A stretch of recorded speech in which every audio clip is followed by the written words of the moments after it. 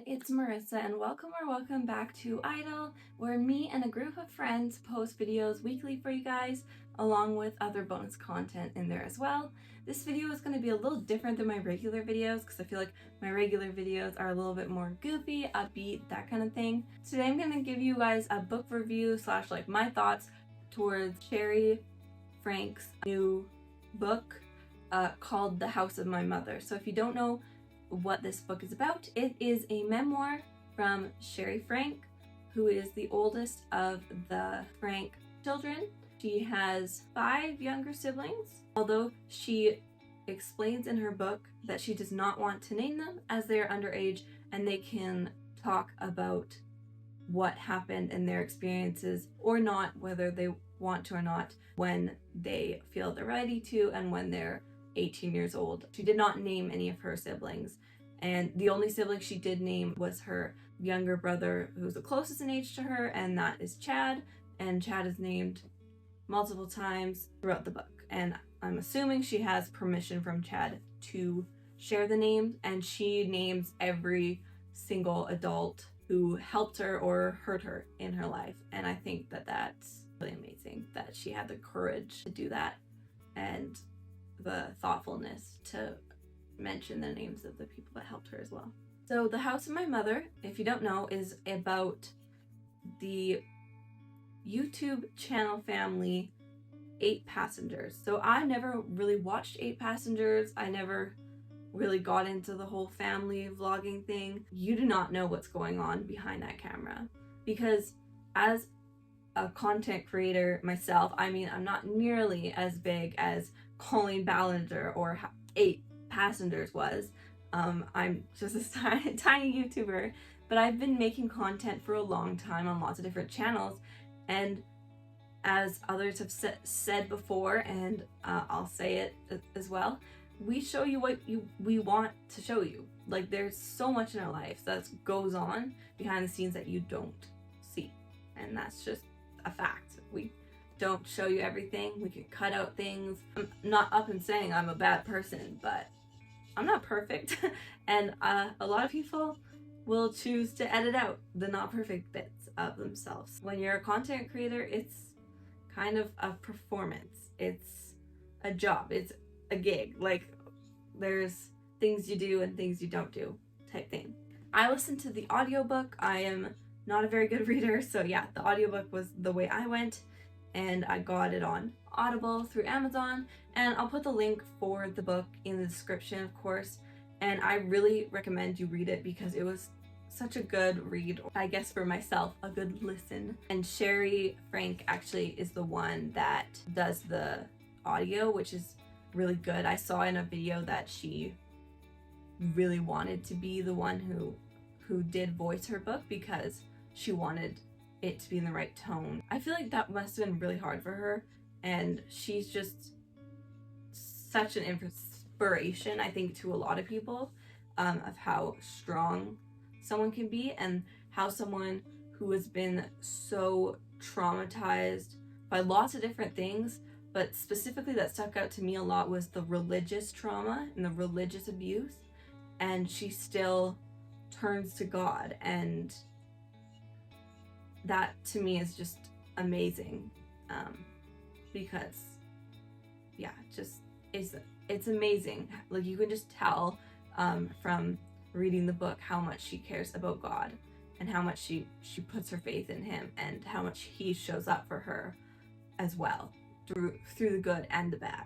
The reason I actually decided to look into this book, as I said, I never watched 8 Passengers, was because I just saw a lot of interviews about Shari Franke talking about it, and it really fascinated me, and yeah, I just thought I would share my opinions about it. I'm not someone that reads a lot or listens to audiobooks a lot, so I wanted to share my opinions about it. So Shari Franke has gone online and said lots of different times she does not want to make,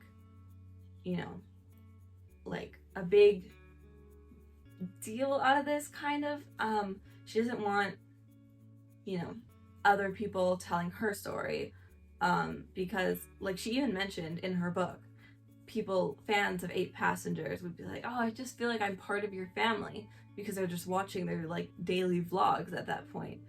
But Shari saw comments like that and just felt like, you don't know my family, like, because it's just so much different than what was put out there, what was you know, perceived by the world because of the editing and, you know, what they chose to put in the video and what they didn't, and what happened on behind the scenes. And so yeah, so I really like Shari's perspective. I think it was very, very well thought out and written. It was very meaningful, especially with today's technology and the media and family vlogging. I think she addresses something that is a very big concern, a very big issue that I think a lot of people normalize and just excuse of the situation of family vlogging, when really it is controversial. Because, like, if you think of child actors, for example, you know, if they're getting paid, that portion is getting put away until they're 18, I think. Something along the lines of that. It's getting put away, a portion of that.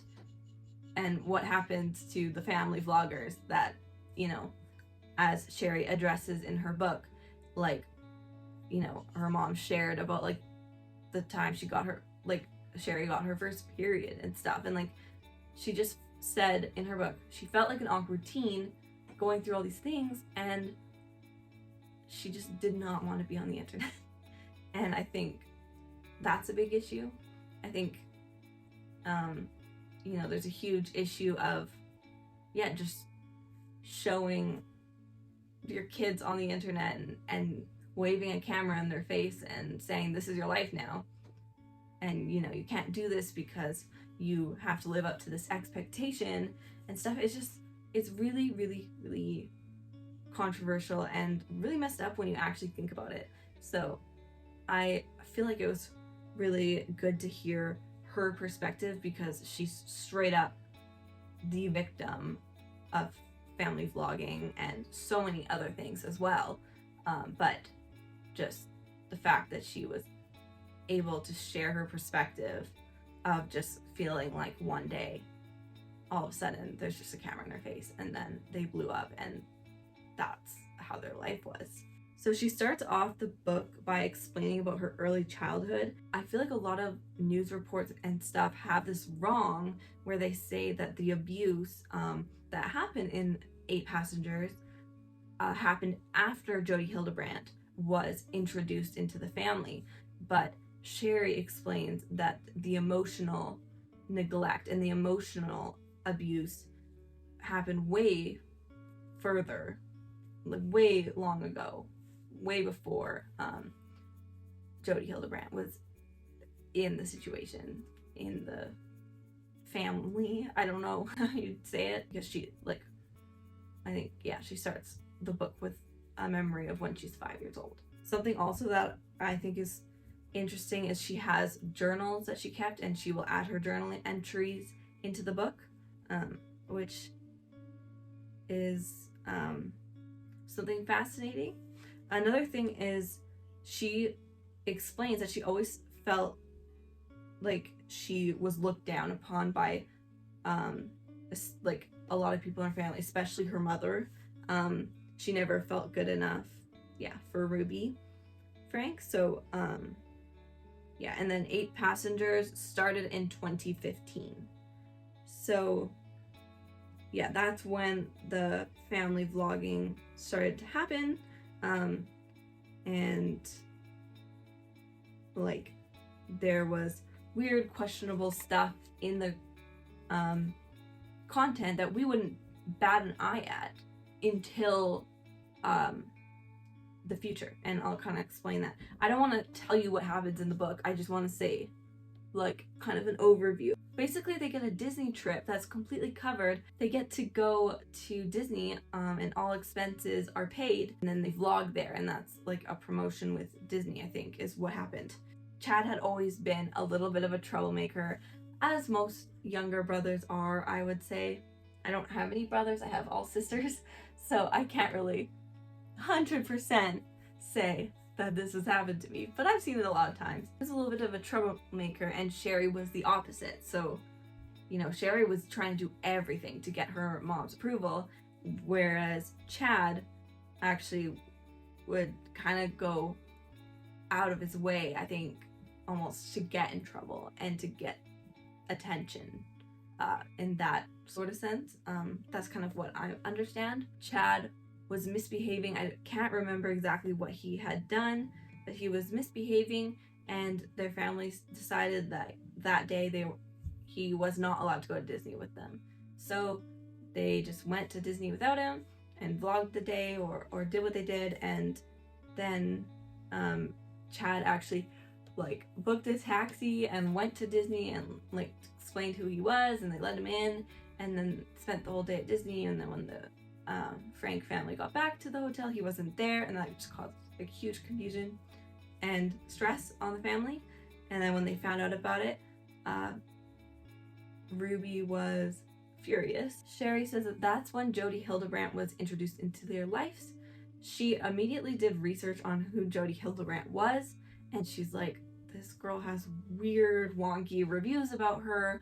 You know, a lot of people say she's like in some sort of weird cult, stuff like that. So she was very unsure about the whole thing. And, you know, Chad is like, oh, it's fine, whatever, we'll see what happens.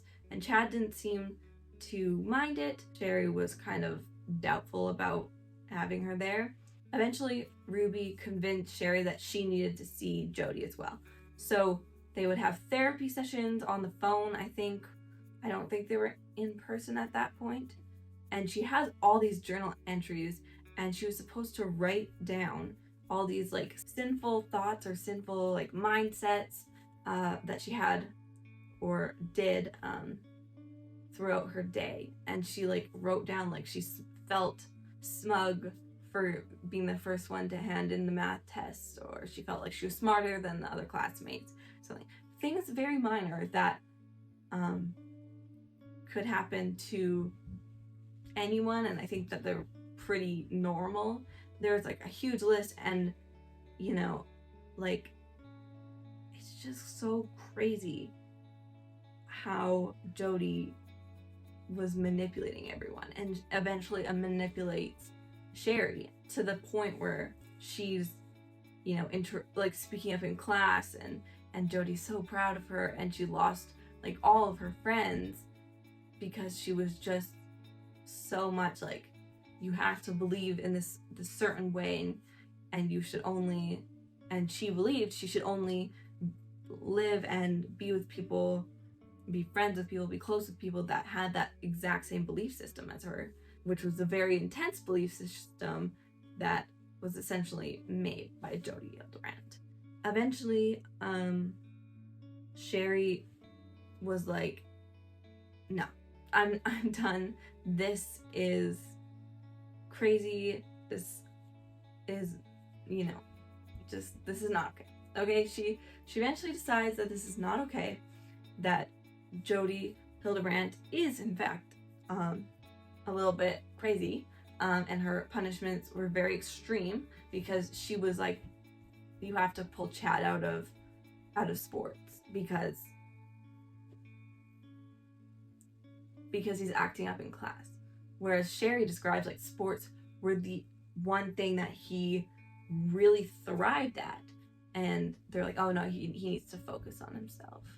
And they did the same thing to Shari too. They would take away things that their kids loved, to spend time focusing on themselves and self-improvement, when really there was nothing necessarily wrong with the kids. It was just them needing to believe this really crazy belief system that was very contradicting too, and that's the whole, it's just so crazy. In 2020, this is when 8 Passengers gets canceled, okay? They get canceled because Chad brings up lightheartedly that he was, that it had been 7 months where he hasn't had a bedroom. And the reason for that, I think, is because he pulled a prank on his brother that was mean and unthoughtful and just overall just not a great idea. But that's what he did, and you know, people make mistakes. They're gonna do stuff like that. They're siblings. But yeah, 7 months he does not get a bedroom, and he says that he's been sleeping on a beanbag chair for the past 7 months. Now, in Shari's book, she does say that there was an option of sleeping on, I think, a couch or like a folding mattress, or like a hide-to-bed couch or an air mattress, something like that. But even then, like, I still find it weird when parents are like, I'm taking away your door. Like, hello? I find that creepy. Imagine just being kicked out of your own room. Like, that's crazy. There's so much I could say about this book, because each chapter, each paragraph, honestly, was just more and more shocking. How could this have been going on in front of millions of people and nobody noticed and nobody realized until this moment? So after that, people started to do kind of like a deep dive of all of the 8-passenger content and find other unusual parenting things that Ruby said. Like, for example, Ruby told her kid that you know, she didn't bring a lunch to school today, and that's her fault. Like, she didn't bring her lunch, she forgot it. So, like, what, she's gonna go hungry, and that's the consequence of her action. And I'm pretty sure it was Shari's book that I read this, or an online article, that Ruby was called to go get a lunch and bring it to her child, and she refused. And she also states in that video that she hopes none of like her friends or anything gave her food, because she needs to learn her lesson, which is just terrifying, because that content got posted online. What didn't, you know? And that's why I think Shari's book is so important, because it gives her perspective and her own experience of what that was like. And I think it's especially important for content creators to read, for people that are filming and uploading videos of their children, because it's just so eye-opening of like what this can do to a kid. And I won't say that all of this was because of 8-passengers and being a child YouTuber, but it definitely did not help, and it was definitely harmful for, I think, everybody. Finally, there's a point between 2020, I think actually in 2020 or around then, that's when Shari you know, starts to tell her mom, like, this is not okay, like, what is going on, like, because there's so many things that happen. I don't want to spoil the book. There's so many things that happen that you're just like gasp again, gasp harder, you know. But eventually Shari gets kind of disowned by her family. Her dad moves away. Jodi Hildebrandt, the therapist, religious person, moves into their house and apparently has relations with Ruby, that Shari finds out about later and kind of assumed later, and then found out for sure later. But she was so worried about her siblings, because she would see, you know, eventually 8-passengers got like stopped posting completely. She was shut out from her family, and she knew her dad had moved away, and Shari's mom, Ruby, like really turned everyone against her, and it was just so stressful for Ruby, because she's so worried about her siblings and their well-being, and she, like, there was nothing that they could do. And Ruby stopped posting on 8-passengers, but continued to post with Jodi Hildebrandt on their podcast that they had, And she would say very disturbing things about that on their parenting methods and different views and beliefs. And like so many times the police system just kind of failed the family, like failed her siblings and failed Shari. Even though they were trying their best, there was just nothing more that could be done because there wasn't enough evidence until one of the younger children escaped Jodi Hildebrandt's home on August 30th of 2023, and on August 30th, 2023, that's when the police finally could do something, and things were terrible because that's when one of the younger children in the family, but the oldest one staying at Jodi Hildebrandt's house with Ruby and another sibling as well, he escaped and politely asked someone for help. I just think it's crazy that it had to go to this length to finally get Ruby and Jodi to not have custody over the kids. Like, that's just crazy to me. It's that happened. Yes, Jodi and Ruby were both arrested. I know that they each got sentenced jail time,